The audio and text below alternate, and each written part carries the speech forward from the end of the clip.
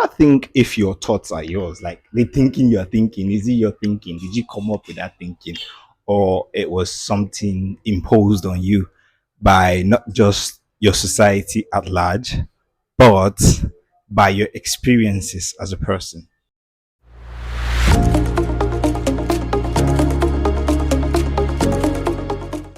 Hi everyone, welcome back to my YouTube channel. It has been a while. I am sorry for the long hiatus. On today's episode on Curious with G, we'll be talking about a topic, the power of suggestion. The power of suggestion is something really interesting to me upon further research. I used to think it was just like a trivial matter. It didn't really have an effect on us as humans. But when you look at it in a deeper sense, you start to understand that it's more than meets the eye.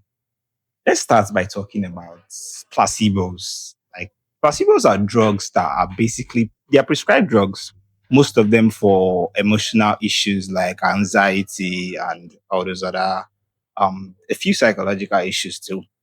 They are meant to make you think you're taking an actual drug. They even get infused with taste and when you read the pack, you can see that it has a lot of chemical ingredients. Maybe it's not true actually, because they do nothing basically as drugs, placebos. They just fool the human mind into thinking something is happening while your mind is healing itself. That's actually scary because think about it. If they can do that with drugs, what other things can they convince you to think you came up with or to think is working that's not actually working? The human mind is very malleable in the sense that it can be made to think things, it can be made to believe things because of its neuroplasticity. Neuroplasticity is the ability of the brain to, should I say, morph, to change based of the information it's being fed. Talking about that, think about it in general.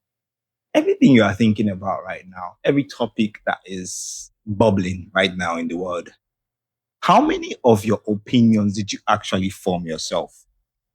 Was it formed by you, by the news? Because even reporting is subjective. I did a piece on my LinkedIn about how reporting is subjective, no matter how they try not to be, their preconceived notion or judgment of the character of the person, of the situation is infused into reporting. So, yeah, you're not listening to unfiltered news. You're listening to what the reporter, the editor wants you to, what they believe the news is. It's all in the wording when you think about it. When you think about how some cases are reported. Some people think it's funny because you see cases where a black person commits a crime and there will be the headline is just negative, the wording is negative, and then you see for a white person and the wording is not negative.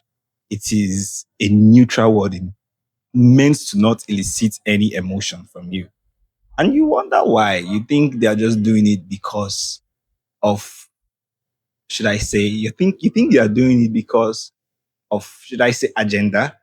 But it's more to that. They're trying to get you to think a certain way. They're trying to get you to feel a certain way when you see or when you hear about those news. They're trying to put, suggest to you the outcome. And then you see yourself, or people you've never met, people you've never been in contact with, you see yourself deriving opinions about them. They have no chance to defend themselves because who they are has already been suggested to you. And finally, on the topic, the power of suggestion, even in health articles, there are multiple articles citing it. Patients don't heal. No matter how many drugs, how many surgeries they've undergone, they don't start the healing process until they believe that they are healing. So it's more than just healing the body, it's now healing the mind. You now have to convince the mind that it has started healing. You now have to suggest to the mind that it has started healing. That's why you see physiotherapists taking positive tone, no matter how little the progress is, they always try to celebrate it on their clients because it helps reinforces the mind that okay, we are healing and the mind continues to heal. Even though the drugs, like I said, didn't really do much or are not even doing anything at all in the case of placebos, people will heal because the human body is supposed to heal itself on a level. And those drugs are suggesting to it. This is going to be a short episode because it's a stepping stone to the next episode. Next episode, what would you do different?